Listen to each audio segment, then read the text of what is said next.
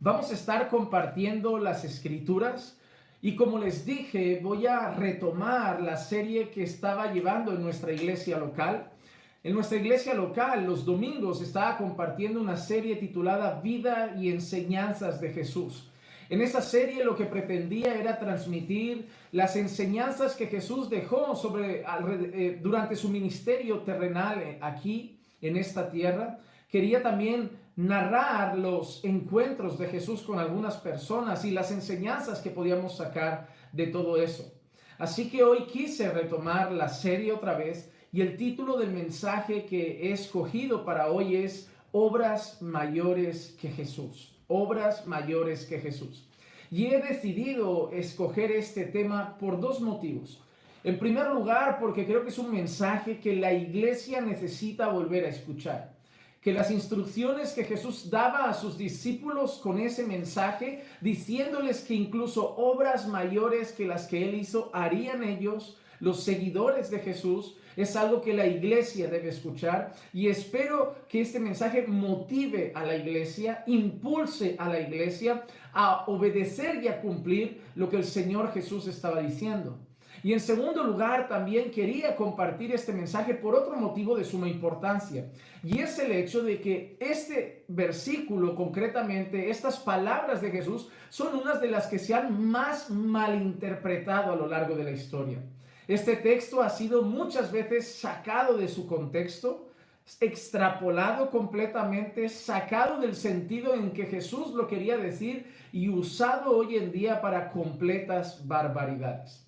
Así que lo que vamos a hacer es ir al pasaje, vamos a ir al texto bíblico y vamos a analizar el texto en su contexto y traer la enseñanza que Dios tiene para nosotros hoy, en esta tarde, a través de su palabra. Yo les pido que me acompañen al libro de Juan, Evangelios en Juan, el capítulo 14, y vamos a estar leyendo los versículos 10 al 17. Evangelio de Juan, capítulo 14, versículos 10 al 17. Y dice así la palabra del Señor. ¿No crees que yo estoy en el Padre y el Padre en mí? Las palabras que yo os digo no las hablo por mi propia cuenta, sino que el Padre que mora en mí es el que hace las obras. Creedme que yo estoy en el Padre y el Padre en mí, y si no, creed por las obras mismas. En verdad os digo, el que cree en mí, las obras que yo hago, él las hará también, y aún mayores que éstas hará, porque yo voy al Padre. Y todo lo que pidáis en mi nombre, lo haré, para que el Padre sea glorificado. Si me pedís algo en mi nombre, yo lo haré. Si me amáis, guardaréis mis mandamientos. Y yo rogaré al Padre, y Él os dará otro consolador para que esté con vosotros para siempre. Es decir, el Espíritu de verdad, a quien el mundo no puede recibir, porque ni le ve ni le conoce. Pero vosotros sí le conocéis, porque mora con vosotros y estará en vosotros. Voy a repetir ahora el versículo 12, que es donde vamos a estar centrados en la gran mayoría del tiempo. Dice así: en verdad os digo, el que cree en mí, las obras que yo hago, él las hará también. Y aún mayores que estas hará, porque yo voy al Padre. Que el Señor nos conceda hoy poder comprender su palabra y responder a ella en obediencia y con fe. El Señor Jesús está hablando a sus discípulos y les da una gran noticia. Aquel que cree en mí, las obras que yo hago, él también las hará. Y mayores que estas, él hará también. Antes de entrar en el texto, me gustaría contar una historia.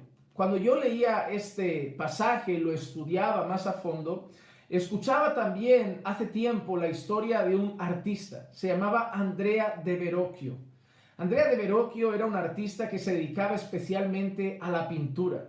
Y él tenía un amigo que era jurista.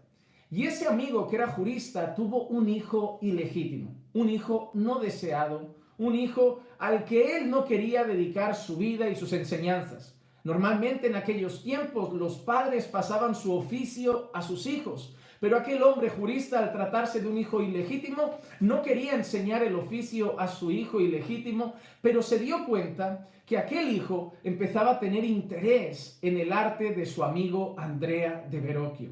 Así que un día aquel hombre jurista fue a hablar con Andrea de Verrocchio y le dijo: mira, me encantaría que pudieras tomar tiempo con mi hijo, con este hijo ilegítimo, y que le pudieras enseñar sobre tu arte, enseñar sobre tus técnicas, enseñar sobre tu estilo a la hora de pintar. Y Andrea de Verrocchio accedió a tomar el hijo ilegítimo de aquel hombre jurista y empezar a enseñarle sobre las artes. Con el paso del tiempo, un día, en uno de los encargos que le hicieron a este hombre, a este artista, estaba pintando el cuadro y decidió dejar participar a aquel que estaba siendo su discípulo por los últimos años. El cuadro de Andrea de Verrocchio, en el que participó por primera vez aquel discípulo, acabó siendo el cuadro más famoso del pintor, del artista Andrea de Verrocchio. Ese cuadro se conoce con el nombre de El bautismo de Cristo.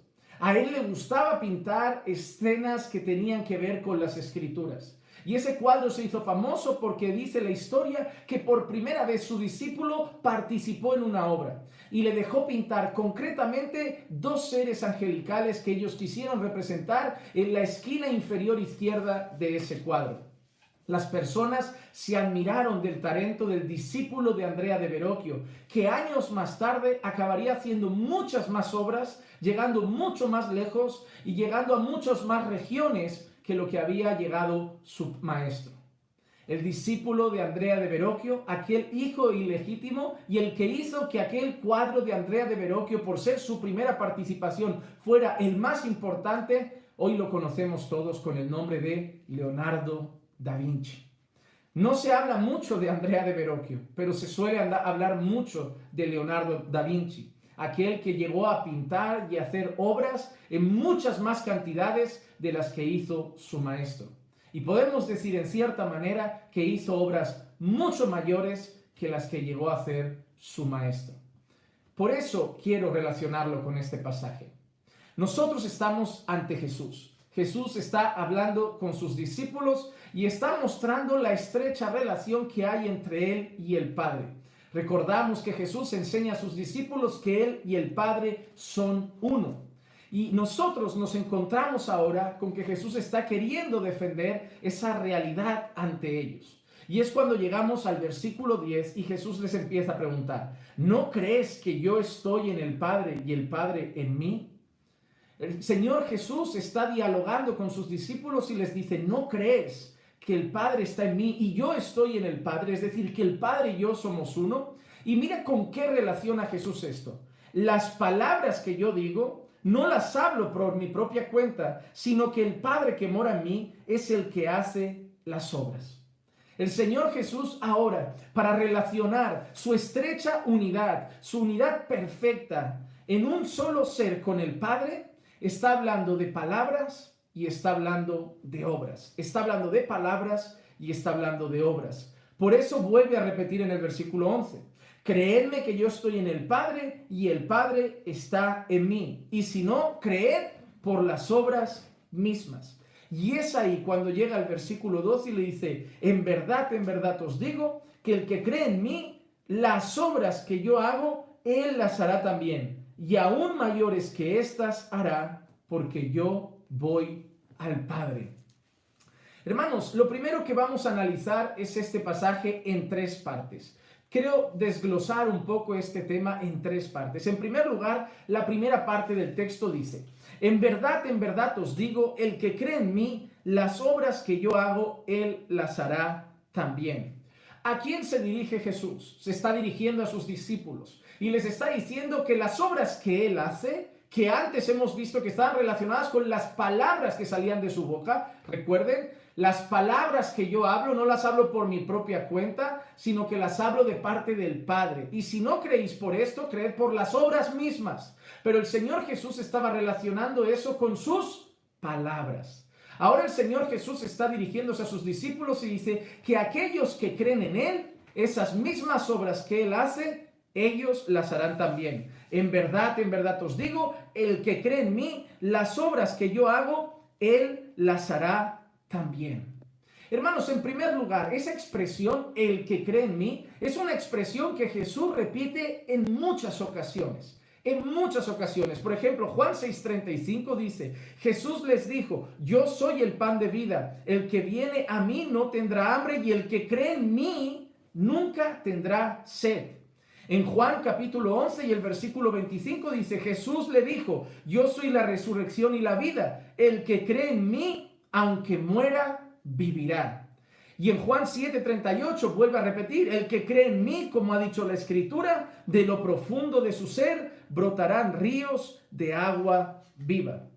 Así que en primer lugar, el Señor Jesús se está refiriendo a las personas que creen en Él. Y yo pregunto, ¿a qué se está refiriendo el Señor? A aquellos que creen en mí, las obras que yo hago, ellos las harán también. Entonces, ¿quién cree en Jesús? Cualquier creyente ha creído en Jesús. ¿Quién entra en esas palabras? ¿A quién van dirigidas esas palabras? A todos los creyentes.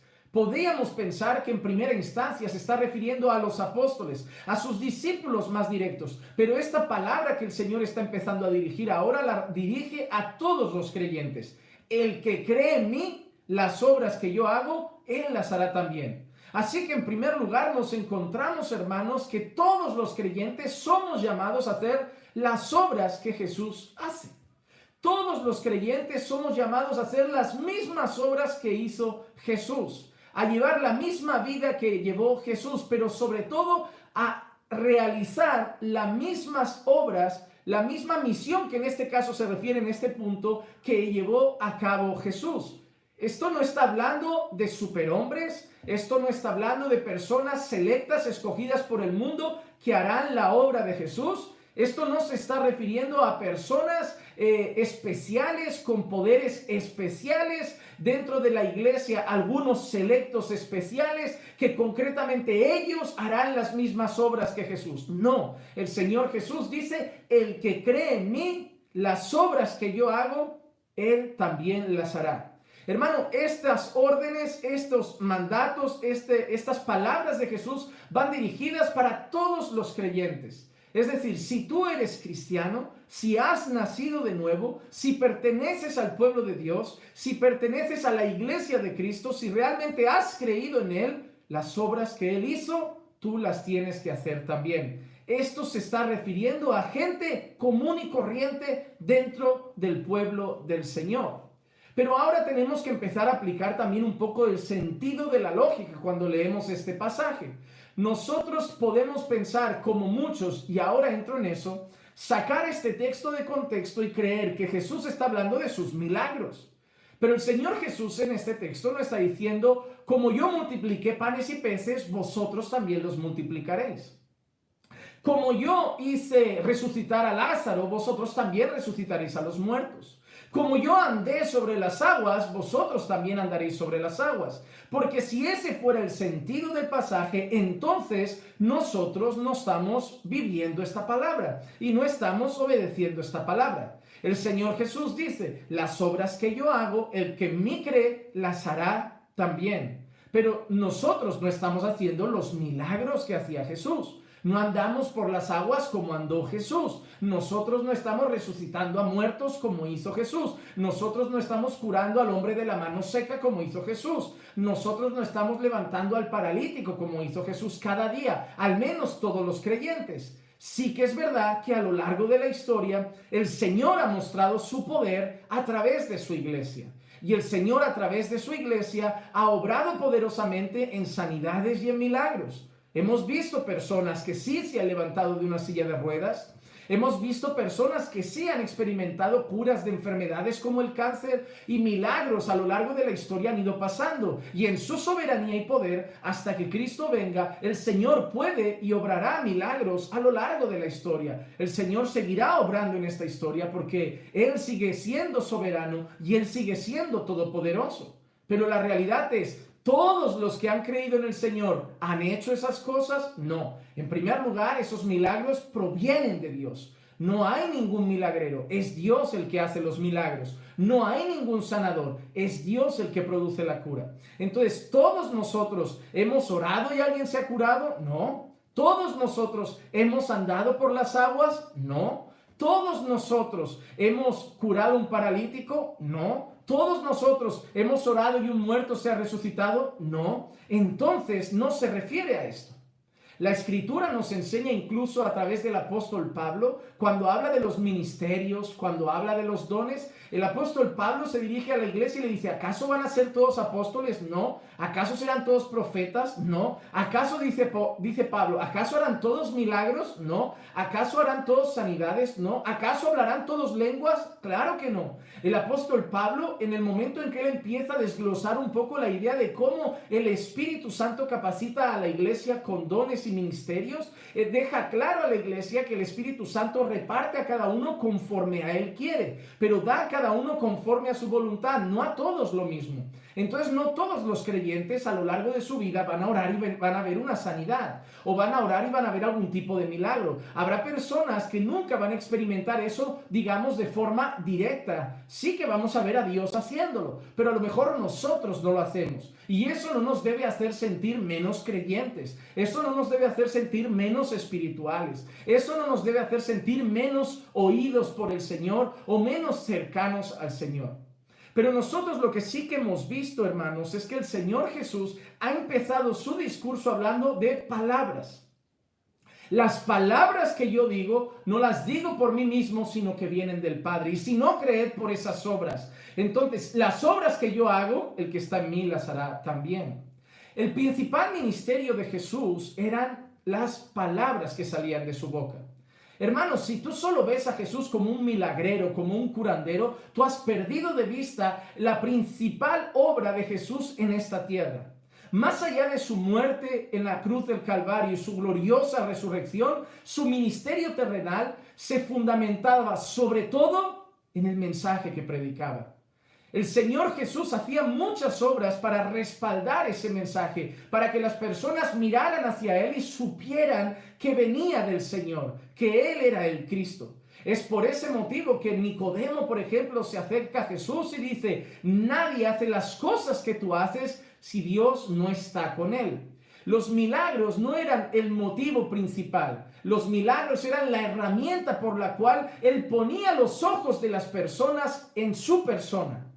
Pero el ministerio principal de Jesús durante sus años en esta tierra era la predicación del Evangelio. Arrepentíos y convertíos. Arrepentíos y convertíos, porque la meta principal de Jesús era que creyeran en Él y creyendo en Él tuvieran vida eterna. Ahora yo pregunto, ¿esa obra la podemos hacer los creyentes? ¿Esa obra la podemos hacer todos los creyentes?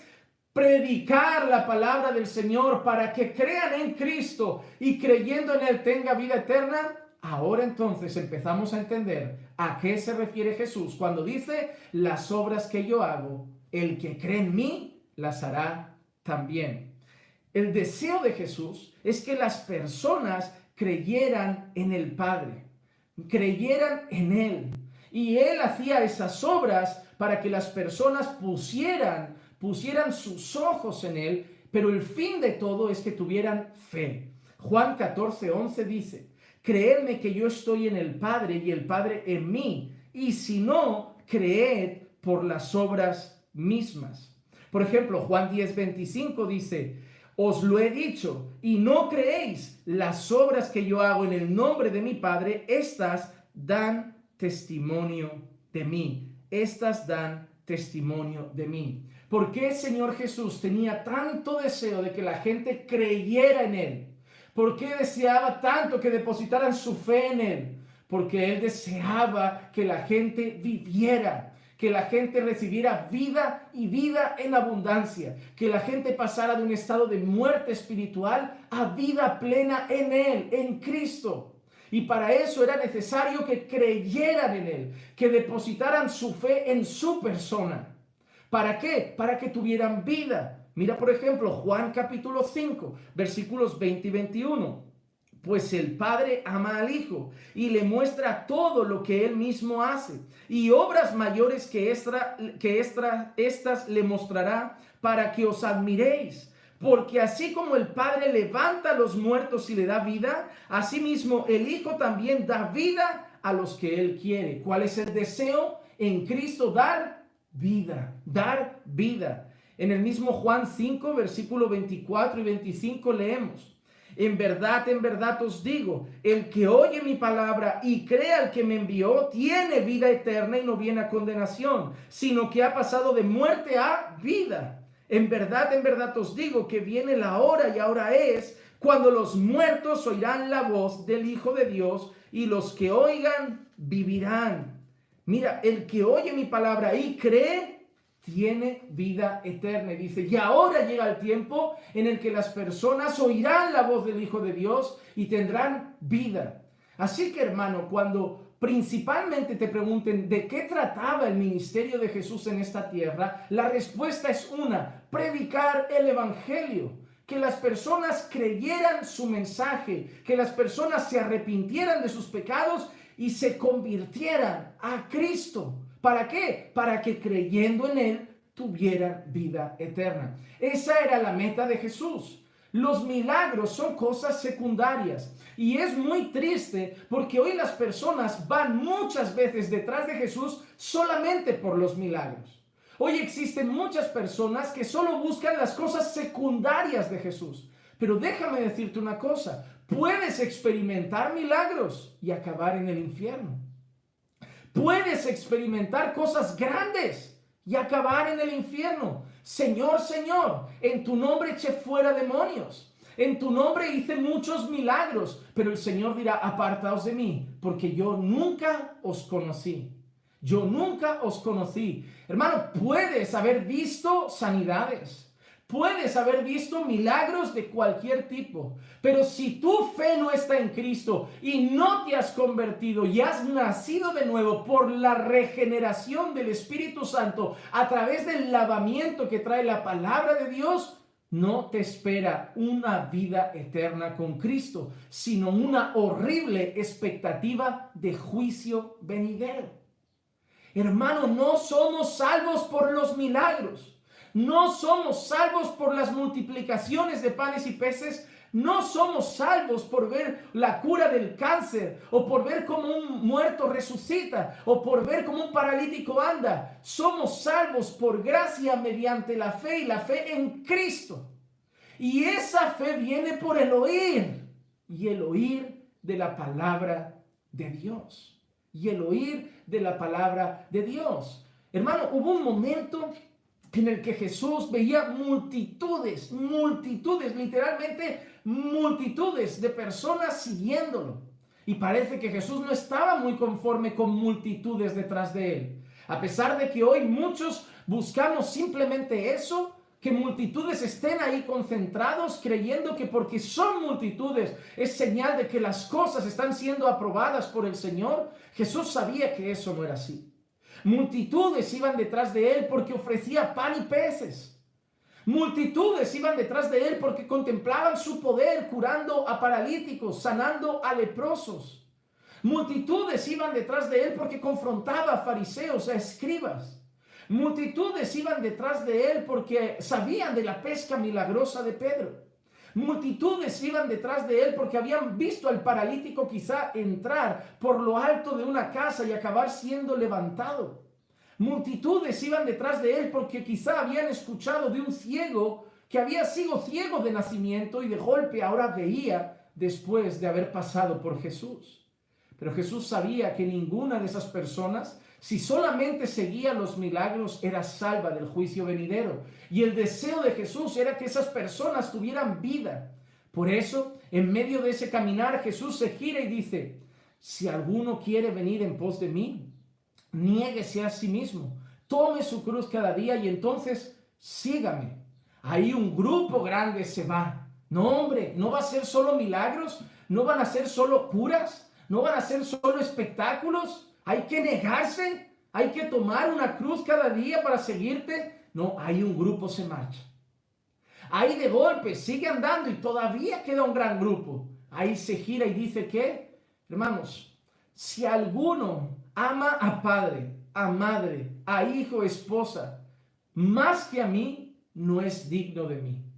No es digno de mí. Y ahí otro gran grupo se va. Y yo me imagino a los apóstoles anonadados con todo eso, impresionados y pensando, nos vamos a quedar solos, ya no queda casi nadie, se están marchando todos, Jesús, cambia tu discurso. Y ahí Jesús mira fijamente a Simón Pedro y le dice, ¿te quieres marchar tú también? ¿Te quieres ir tú también? ¿Me sigues tú también por eso? ¿No estás dispuesto a pagar el precio? ¿Me sigues por los peces? ¿Me sigues porque viste la pesca milagrosa, Pedro? A lo que Simón Pedro responde, ¿a dónde iremos si solo tú tienes palabras de vida eterna? Si solo tú tienes palabras de vida eterna. El fin de Jesús eran sus palabras. Que las personas escucharan su mensaje, reconocieran que Él era el Mesías enviado por el Señor a rescatar a los pecadores, a pagar por los pecados del pueblo que el Señor iba a salvar. Que depositaran toda su fe en Él y no en sus propias obras. Que no fueran detrás de cualquier cosa, sino que únicamente miraran a Cristo y depositaran toda su fe en Él, se arrepintieran de sus pecados y se convirtieran de sus malos caminos y empezaran a seguirlo, para que así tuvieran vida. Pero el secreto estaba en creer sus palabras. Esa era la misión principal. No importaba lo que hubieran visto de Jesús, tenían que creer sus palabras. Porque la salvación, como hemos dicho, era por gracia. Pero venía mediante la fe, y esa fe venía por el oír, y el oír de la palabra del Señor, como lo dice Romanos 10:17. Así que la fe viene por el oír, y el oír por la palabra de Cristo, y el oír por la palabra de Cristo. Efesios capítulo 1, versículo 13, leemos, por ejemplo, en Él también vosotros, después de escuchar el mensaje de verdad, el evangelio de vuestra salvación, y habiendo creído, fuisteis sellados en Él con el Espíritu Santo de la promesa. Cuando hay un cambio radical en nuestra eternidad, cuando pasamos de muerte a vida, cuando pasamos de tinieblas a luz, habiendo oído su mensaje, el evangelio de salvación, y habiendo creído en Él, fuimos sellados con el Espíritu Santo de la promesa. Santiago, capítulo 1, versículo 18. En el ejercicio de su voluntad, Él nos hizo nacer. Él nos hizo nacer por la palabra de verdad, para que fuésemos las primicias de sus criaturas. Nos hizo nacer a través de ¿qué? De la palabra. Nos dio vida a través de ¿qué? De la palabra. Fuimos sellados por el Espíritu Santo después de haber creído la palabra. Primera de Pedro, capítulo 1, versículo 23. Pues habéis nacido de nuevo. Habéis nacido de nuevo. Se dirige a los creyentes y le dice, habéis nacido de nuevo. No de una simiente corruptible, sino de una incorruptible. Es decir, mediante la palabra de Dios que vive y permanece. Mediante la palabra de Dios que vive y permanece. Lo ha dicho Santiago. Lo ha dicho Pedro. Lo ha dicho Pablo a los Efesios, lo ha dicho Pablo a los romanos, a los hermanos que están en Roma. También lo dice a los Corintios. Primera carta de Pablo a los Corintios, capítulo 1, versículo 18. Porque la palabra de la cruz es necedad para los que se pierden, pero para nosotros los salvos es poder de Dios. La palabra de la cruz, el mensaje de Cristo y Cristo crucificado, que es lo que Pablo predicaba, él lo decía, porque nosotros predicamos a Cristo y Cristo crucificado, y eso es poder de Dios para los que se salvan. Pero para los que no se salvan, para los que se pierden, es necedad, es locura. El apóstol Pablo sabía que el foco de su ministerio estaba en su mensaje, y por eso él claramente exalta ese mensaje diciendo, porque yo no me avergüenzo del evangelio, porque es poder de Dios para salvación, es poder de Dios para salvación de todo aquel que cree, del judío primeramente y también del griego. Entonces, primera parte que hemos dicho, hermanos, el Señor Jesús mira a sus discípulos hablando de palabras y les dice, las obras que yo hago, el que cree en mí, las hará también. Así que en primer lugar, ¿a qué obras se refiere Jesús? A dar testimonio del mensaje de Dios, a llevar el mensaje del Evangelio, al mensaje que iba a traer vida a aquellos que estaban muertos en sus delitos y pecados. ¿A qué se refiere Jesús? A la tarea que dejó a su iglesia. ¿A qué se refiere Jesús? A la misión que dejó a su iglesia. ¿Y qué misión dejó Jesús a su iglesia? ¿Que hiciera milagros? No, iban a pasar, sí, pero no era la misión. ¿Que curaban enfermos? No, iba a pasar, pero no era la misión. ¿Cuál es la misión? Ir por todo el mundo y predicar el evangelio a toda criatura. Hermano, es triste ver cómo en nuestro tiempo la misión de la iglesia se está sustituyendo por tareas secundarias. Hermano, miren, voy a ser honesto con esto. Me parece bien que las iglesias quieran hacer obra social. Hay muchas iglesias que hacen obra social y en estos tiempos es bueno y hay que ayudar al prójimo. Pero también hay iglesias que cuando acabe todo esto y vuelvan a la normalidad tienen un servicio de obra social, alimentar al necesitado, y no tengo nada en contra. Es maravilloso que el pueblo de Dios muestre gracia y misericordia a través de eso. Pero cuando alguien te pregunte, ¿tú qué haces para el Señor? No les digas, yo hago obra social, porque esa no es tu misión. Cuando te pregunten, ¿tú qué haces para el Señor? No les digas, yo soy de la alabanza, porque esa no es tu misión. Cuando te pregunten, ¿tú qué haces para el Señor? No les digas, yo estoy en un grupo de teatro, porque esa no es tu misión. Cuando te pregunten, ¿tú qué haces? No, hermano, miren, vamos a ser honestos. Podemos participar en obra social. Podemos participar en el grupo de alabanza. Podemos participar siendo maestros de la escuela infantil con los bebecitos, con los nenes más pequeños. Podemos participar repartiendo alimento a los necesitados. Podemos participar editando vídeos y siendo parte de los que se dedican al medio audiovisual y de redes sociales de la iglesia. Podemos participar con actividades juveniles, podemos participar en la tesorería de la iglesia, podemos participar como diáconos dentro del cuerpo de Cristo, pero esa no es la misión de la iglesia.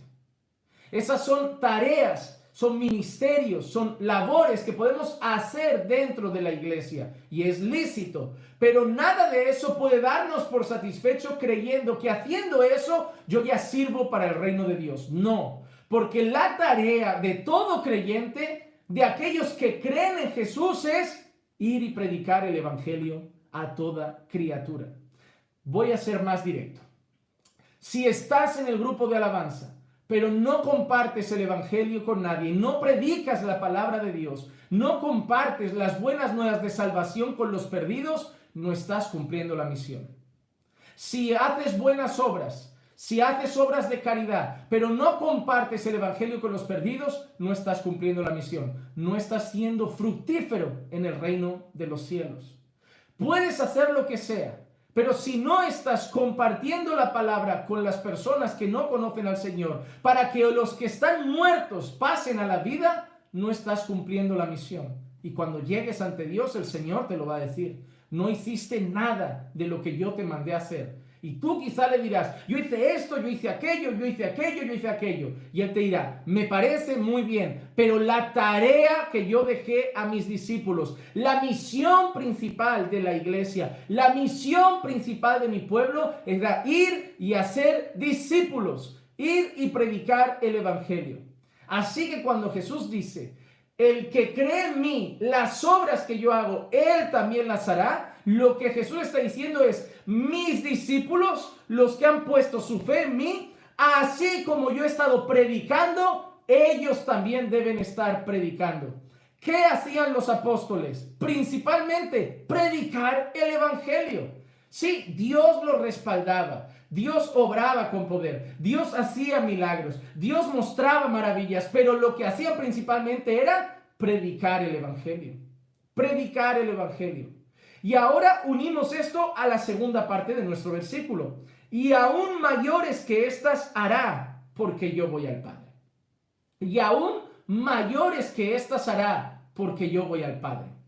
¿Qué está diciendo el Señor Jesús? Si entendemos que se refiere a predicar el evangelio, unido con toda la tarea que el Señor nos ha dado. ¿A qué se refiere Jesús? Aquellas personas que hoy sacan de contexto este versículo dicen: nosotros ahora haremos cosas más grandiosas que las que hizo Jesús. Hermano, no hay que ser muy inteligente, no hay que ser un catedrático o un teólogo muy elocuente y muy perspicaz para saber que eso no tiene sentido. El Señor Jesús trajo vida a los muertos. ¿Qué hay mayor que eso? El Señor Jesús salvó a pecadores de la ira de Dios. ¿Qué hay mayor que eso? El Señor Jesús resucitó de entre los muertos. ¿Qué hay mayor que eso? Hermano, no tiene sentido decir que obras mayores harás. ¿Harás obras más grandes que resucitar a los muertos? ¿Qué obras más grandes? Ninguna obra que hayamos visto en la historia hecha por Dios a través de su iglesia es mayor en grandeza, en majestuosidad, en poder y en ningún otro sentido que las que Jesús hizo. Cuando Jesús se refiere a obras mayores que las que yo he hecho, harán, a obras más grandes que las que yo he hecho, harán porque yo voy al Padre, ¿a qué se refiere Jesús? Que nosotros alcanzaríamos más de lo que Él había alcanzado. Y eso sí que tiene sentido. Por ejemplo, cuando nosotros vemos Hechos, capítulo 1, versículo 8. Pero recibiréis poder cuando el Espíritu Santo venga sobre vosotros, y me seréis testigos en Jerusalén, en toda Judea y Samaria, y hasta los confines de la tierra. Y hasta los confines de la tierra. Cuando el Señor Jesús les deja en Mateo 28 la gran comisión, les dice: id por todo el mundo y predicad el evangelio a toda criatura, bautizándolos en el nombre del Padre y del Hijo y del Espíritu Santo, enseñándoles a guardar todas las cosas que os he mandado, y he aquí, yo estoy con vosotros todos los días hasta el fin. El Señor Jesús había llegado a algunas regiones de Galilea. Había predicado por las zonas de Nazaret, habría predicado en el centro y en las zonas exteriores de Jerusalén, y por toda esa región el Señor alcanzó a pecadores. Pero su ministerio, a los 33 años y medio aproximadamente de edad aquí en la tierra, termina y Él se marcha con el Padre. Y Él solo ha podido llegar a un grupo de pecadores con el mensaje. Él solo ha podido llevar el mensaje a unas zonas. Él solo ha podido llevar el mensaje a una región, pero Él sabe que su pueblo, que su iglesia, que sus discípulos, que aquellos que han creído en Él podrían llegar a muchos más lugares. Y ahí les dice: recibiréis poder cuando venga sobre vosotros el Espíritu Santo. Como les había dicho, os daré otro consolador, no os dejaré huérfanos. Y cuando recibáis el poder del Espíritu Santo, me seréis testigos en Jerusalén, en Judea, en Samaria y hasta los confines de la tierra. ¿Qué significa me seréis testigos? Daréis testimonio de mí. Y se refiere a algo verbal. Algo verbal. A dar testimonio. ¿Cómo haces un testigo en un juicio? Que pase el testigo a dar su testimonio. ¿Qué hace? Obras, teatros, da testimonio. Da un mensaje. Cuando el Señor Jesús les dice: recibiréis poder cuando venga sobre vosotros el Espíritu Santo, y me seréis testigos, daréis testimonio de mí en Jerusalén, en Judea, en Samaria y hasta los confines de la tierra. Viviendo así entonces la palabra que dice: mayores cosas que yo haréis. Llegaréis a más regiones, llegaréis a más pecadores, haréis más discípulos a través del poder que vais a recibir cuando venga sobre vosotros el Espíritu Santo. Por ejemplo, nosotros vemos al apóstol Pedro hacer milagros, usado por el Señor. Vemos a Pedro delante de un hombre diciendo: no tengo oro, no tengo plata, pero lo que tengo te lo doy. En el nombre de Jesús, levanta y anda. En el nombre de Jesús, levanta y anda. Pero no es lo principal. Ese hombre se podía haber ido y no haber sido salvo a pesar del milagro. Lo principal es lo que hizo Pedro justo después de ser empoderado por el Espíritu Santo. Cuando nosotros leemos Hechos capítulo 2 y leemos el día de Pentecostés, lo sucedido cuando el Espíritu Santo se derrama sobre los creyentes que estaban ahí reunidos, esperando ese empoderamiento según las órdenes del Maestro, según las órdenes del Señor Jesús. ¿Qué hace Pedro automáticamente? ¿Un milagro? No.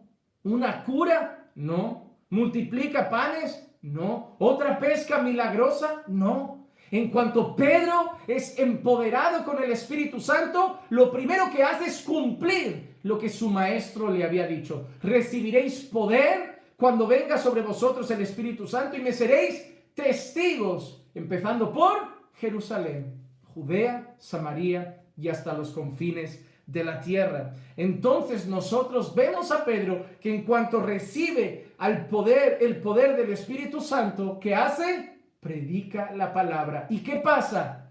Como 3,000 almas se convirtieron al Señor y se añadían a la familia de Dios. El fin principal, la meta principal es que los muertos vivan. ¿Cómo? Creyendo en Cristo, depositando su fe en Cristo. ¿Y cómo vendrá esa fe? Por el oír y el oír de la palabra de Dios. ¿Y quién llevará esa palabra? Aquellos que ya han creído en Él, todos los creyentes de a pie, todos los cristianos, todos los discípulos de Cristo. Hermano, tú eres parte de la misión. Tú eres parte de la misión. Tú no has sido llamado por el Señor para que te quedes simplemente estudiando en la iglesia como si fuera una universidad y no dando nada a los que no tienen. Tú no has sido salvado por el Señor para que simplemente te edifiques con un grupo de jóvenes y tengas comunión con jóvenes cristianos sin llevar lo que aprendes a otros que no conocen al Señor. Tú no has sido llamado por el Señor para reunirte con un grupo de varones, aprender cada día más teología y no compartir lo que el Señor te ha dado. Tú no has sido llamada, hermana, para llegar a la iglesia, estar con un grupo de mujeres y no compartir lo que el Señor te ha dado. Y hoy, hermano, lo que hacemos es simplemente meter a gente en la iglesia que conoce al Señor y parece que cerramos para que no salgan a llevar el mensaje. Hermano, me he dado cuenta. El 99% de las personas que llegan a nuestra congregación, el 99% de las personas que llegan a nuestra iglesia son personas que vienen de otras congregaciones. Personas que vienen de congregaciones con mala doctrina, personas que vienen de congregaciones con mala enseñanza y nos alegramos de que lleguen y nos alegramos de que vengan. Pero esa no es la meta. La meta no es que los miembros de las iglesias vayan rotando de una a otra. Ahora hay mucha gente en nuestra iglesia, están viniendo de aquella, están viniendo de aquella. Está bien que la gente salga de lugares donde hay herejías. Está bien que la gente vaya en busca de la sana doctrina. Pero ¿dónde están los nuevos convertidos? ¿Dónde está la prostituta que conoce a Cristo? ¿Dónde está el mendigo que conoce a Cristo? ¿Dónde está el drogadicto que conoce a Cristo y es libre de las drogas? La prostituta que conoce a Cristo y es libre de la prostitución. ¿Dónde está el sicario que conoce a Cristo y abandona ese oficio lleno de muerte y odio? ¿Dónde está el traficante que conoce a Cristo y abandona eso? ¿Dónde está la gente que se convierte? ¿Dónde está el muerto que pasa a la vida? ¿Dónde están las nuevas conversiones?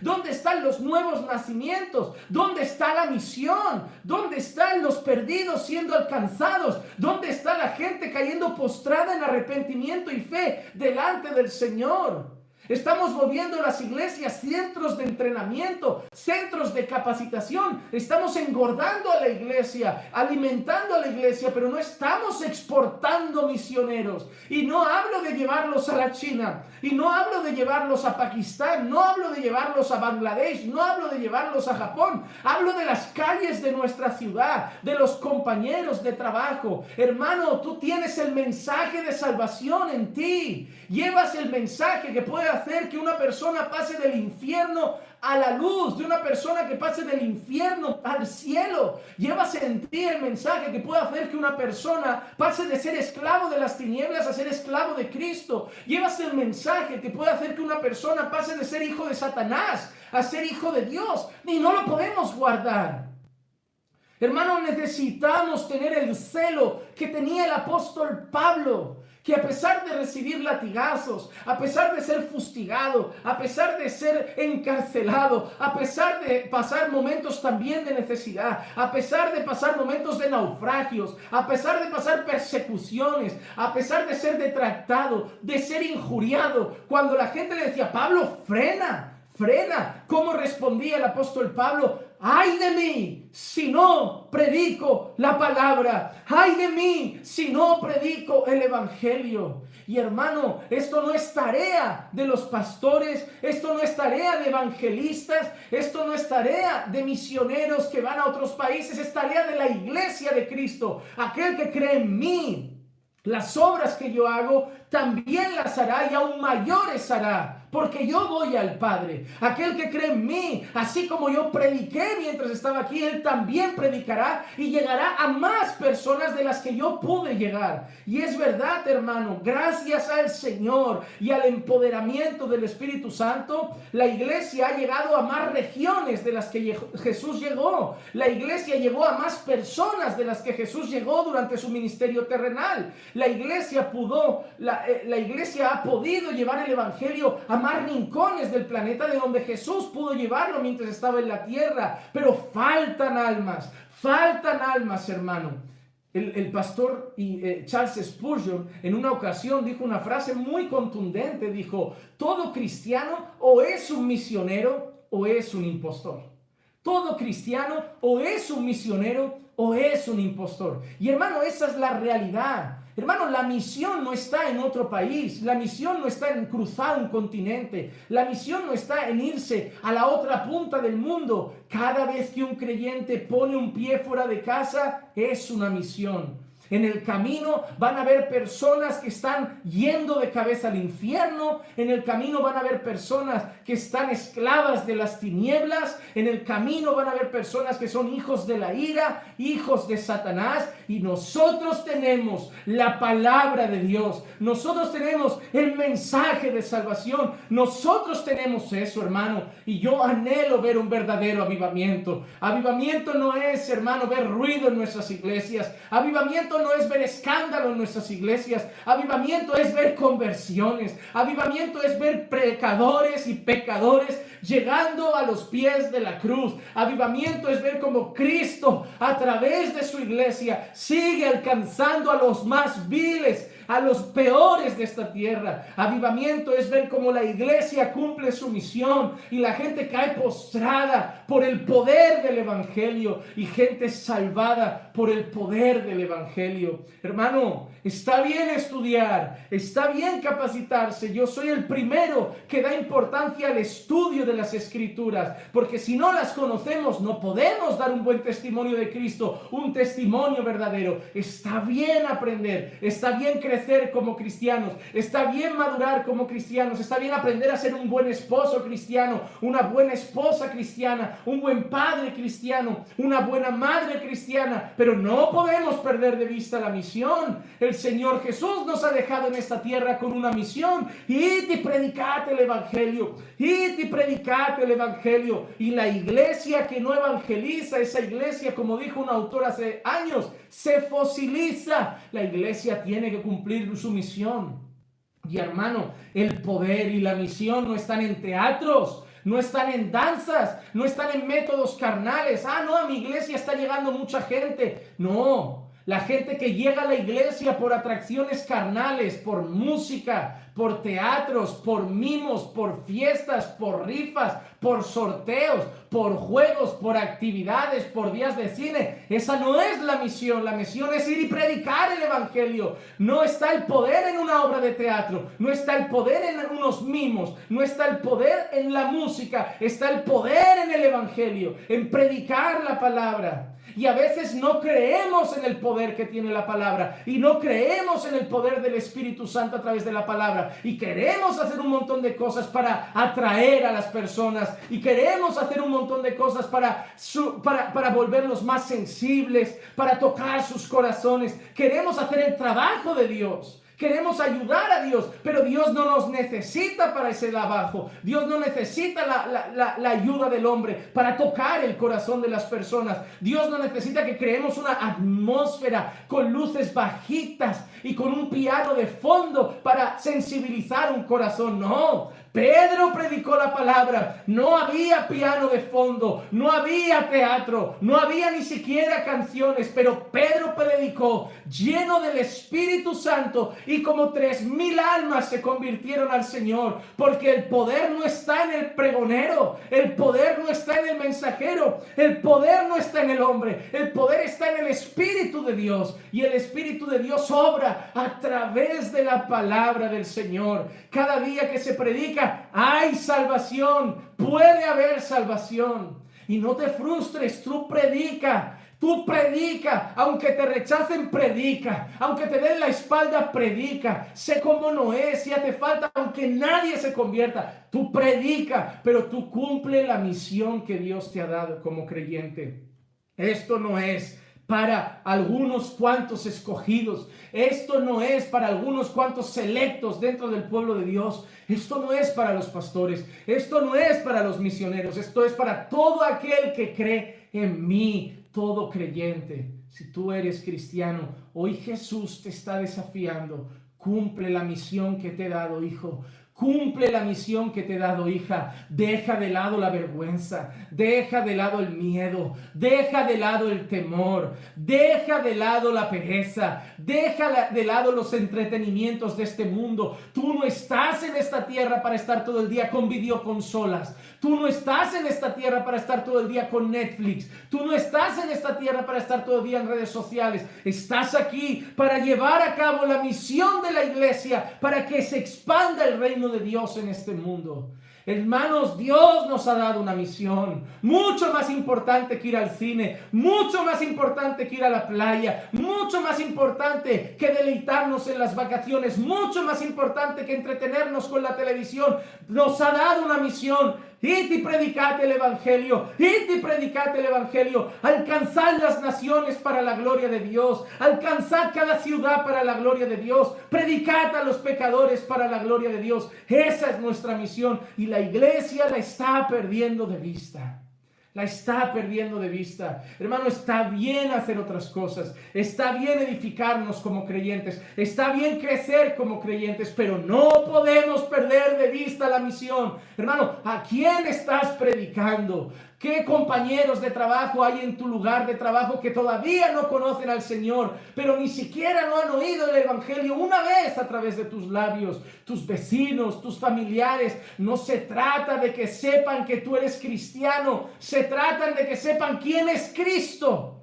No basta con que sepan que tú eres cristiano. Tienen que saber quién es Jesús y tienen que escuchar el mensaje del evangelio. ¿Y cuál es el objetivo? ¿Qué sigue diciendo Jesús? Y todo lo que pidáis en mi nombre lo haré, para que el Padre sea glorificado en el Hijo, para que el Padre sea glorificado en el Hijo.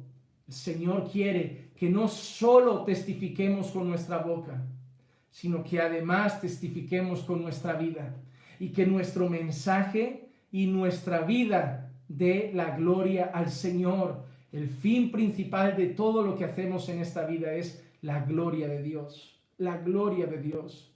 Cuando alguien me pregunta, Juan Manuel, ¿cuál es el motivo por el cual debería casarme? Para glorificar a Dios en tu matrimonio.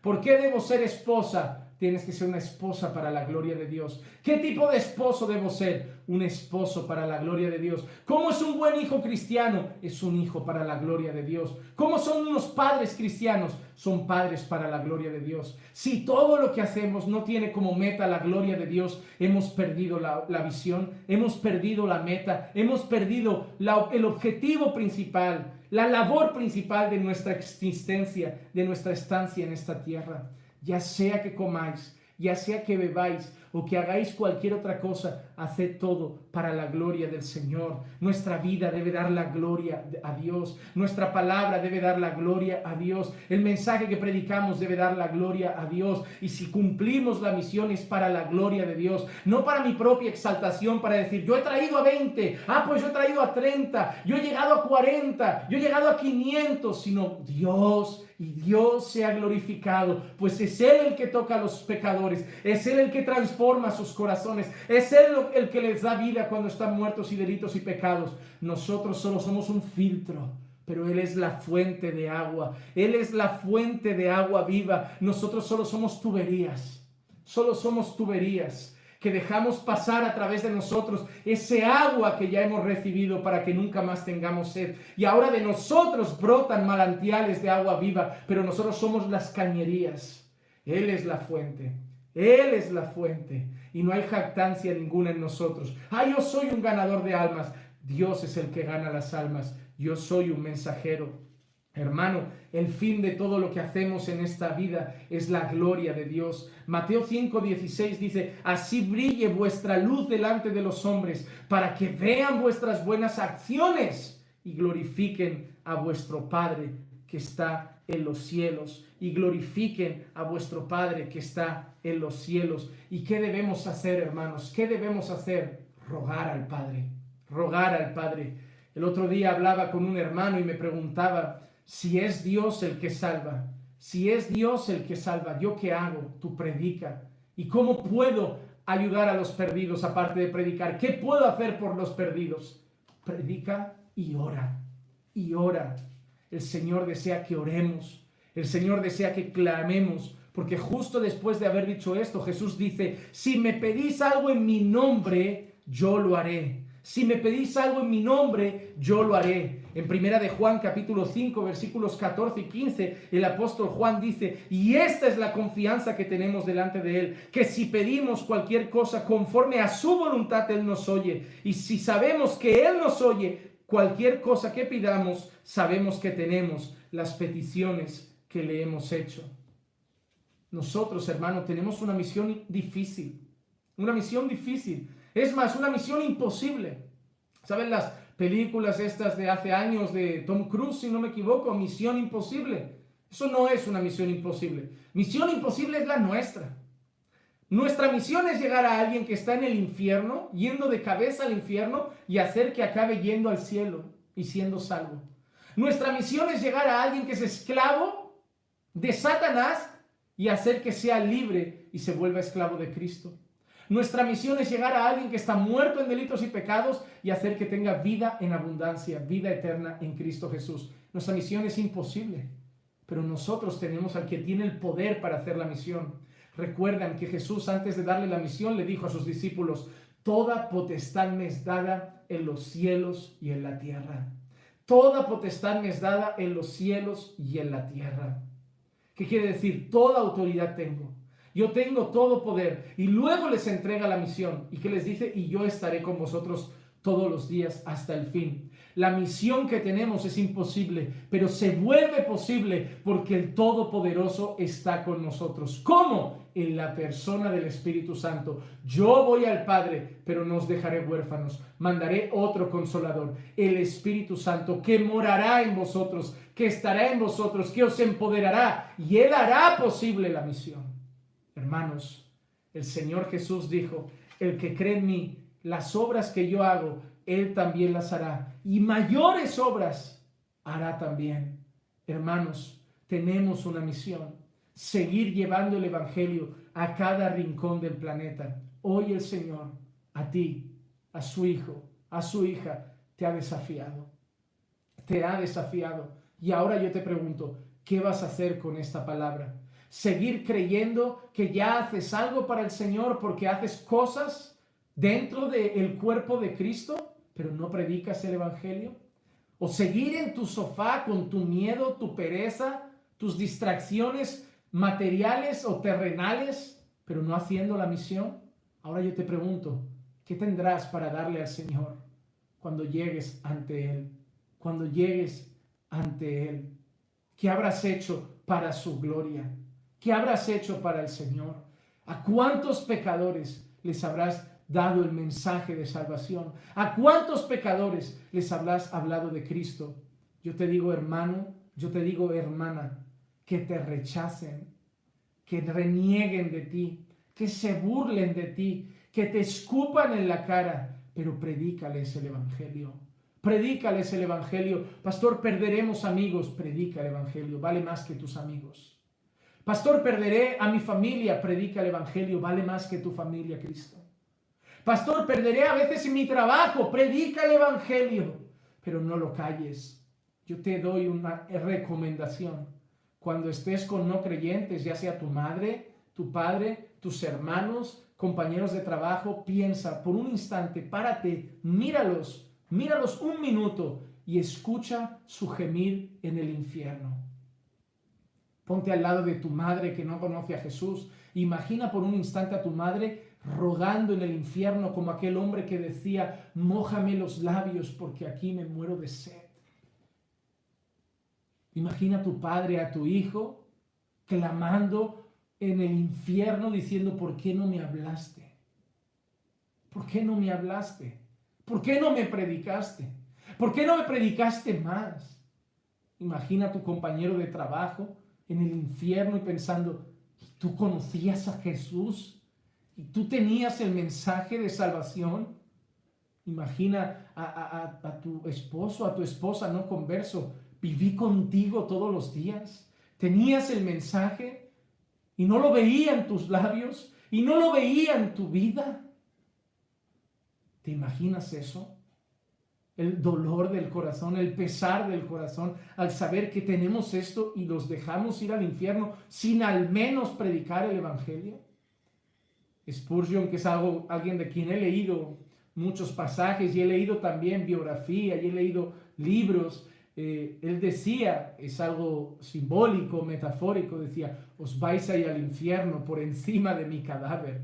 Él predicaba y predicaba como diciendo, si os vais al infierno no va a ser porque yo no hice mi parte. Hermanos, los apóstoles murieron por este mensaje. Discípulos de los primeros siglos dieron su vida por este mensaje. Acabaron en la hoguera por este mensaje. Acabaron comidos por fieras por este mensaje. Destrozados por gladiadores por este mensaje, desterrados por este mensaje, quemados vivos en plazas públicas por este mensaje, fustigados, golpeados con latigazos, torturados por este mensaje, ahorcados por este mensaje.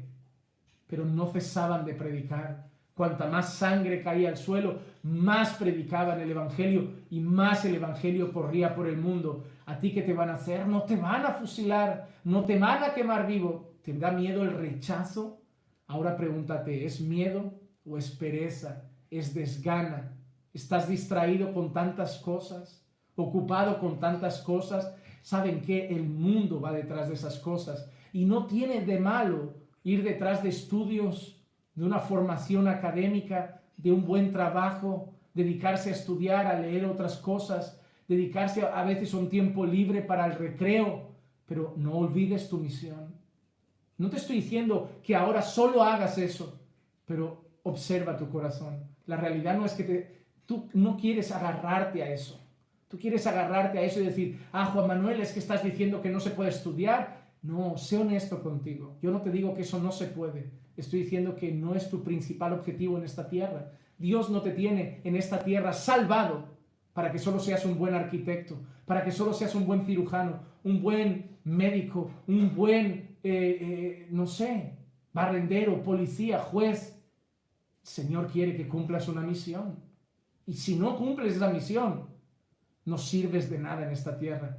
Puedes ser un gran arquitecto, un gran médico, pero para el Señor no sirves de nada. Hermano y hermana, te voy a decir algo. Si no estás predicando a los perdidos, si no estás predicando el evangelio a los que no conocen al Señor, tú y yo no servimos de nada para Dios en esta tierra. No servimos de nada.